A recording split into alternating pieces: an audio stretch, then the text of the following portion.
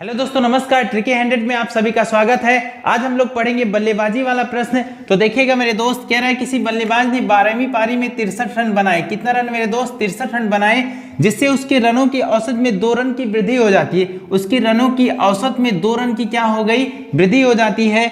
तो 12वीं पारी के बाद उसके रनों का औसत कितना होगा? ध्यान से देखिएगा, बहुत आसान है। पहले एक बार हम लोग इसका बेस जान लेते हैं, फिर इसके ट्रिक पे आते हैं। चलिए देखिएगा मेरे दोस्त, सबसे पहली बात आपको क्या करना है, कोई 12वीं पारी में 63 रन बनाया है तो 11 पारी तो कम से कम खेला होगा।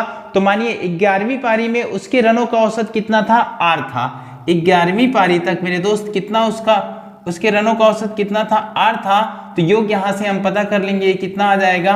11 आर आ जाएगा इसका योग, क्योंकि औसत का गुणा मेरे दोस्त संख्या से करेंगे तो योग आ जाएगा। औसत क्या बताता है? हमेशा योग बताता है। फिर उसके बाद कह रहा है, जैसे 12वीं पारी में 63 रन बनाए, उसके रनों के औसत में 2 रन की वृद्धि हो जाती है। तो 12वीं पारी जैसे उसने खेली, 2 रन बढ़ा, तो r प्लस कितना हो गया? 2 हो गया। यहां से योग निकालिए, 12 का गुणा r से करेंगे तो हो जाएगा 12r। उसके बाद 12 का गुणा 2 से करेंगे, 12 दूना कितना हो जाएगा?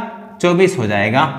अब 12r प्लस 24 में से 11r घटा देंगे, यानी 12वीं पारी में से 11 पारियों तक घटाएंगे तो कितना आना चाहिए? 63 आना चाहिए। तो 12r प्लस 24 माइनस 11r बराबर कितना? 63। इधर देखिएगा ध्यान से, चलिए यहीं देखिए, ये 12r में से 11r घटेगा मेरे दोस्त, कितना हो जाएगा? r हो जाएगा। ये प्लस है, बराबर के उधर जाएगा, क्या हो जाएगा? माइनस हो जाएगा, माइनस का 24। तो यहाँ r कितना आ जाएगा? r आ जाएगा 39। r कितना आया? 39 आया।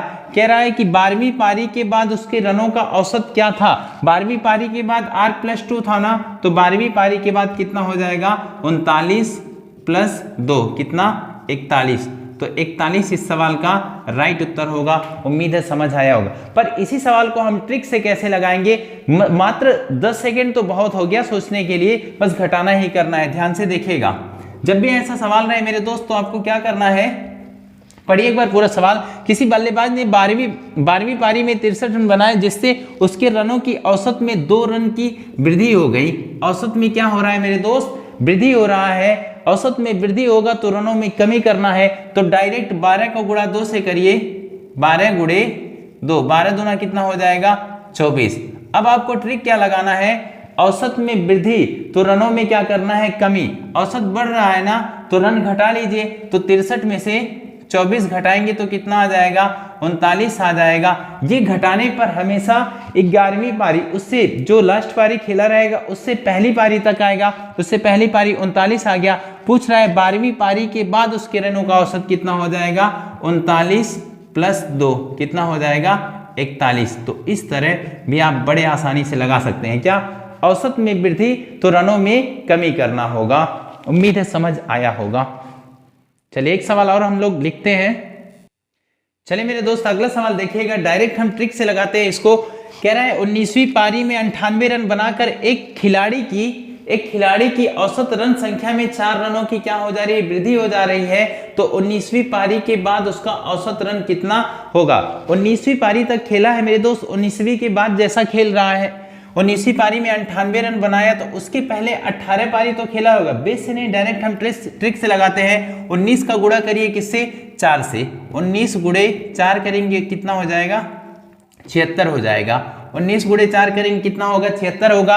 अब औसत रनों में 4 की वृद्धि हो रही है। औसत में वृद्धि तो रनों में कमी करना है, तो 98 में से 76 घटाइए, यहाँ कितना आया? 2 आया। यहाँ कितना आया? 2। ये 22 आया। लास्ट लाइन पढ़िएगा, 19वीं पारी के बाद उसका औसत रन कितना होगा? 19वीं पारी के बाद उसका औसत रन मेरे दोस्त 4 और बढ़ा लीजिए, तो 22 प्लस 4 कितना हो जाएगा?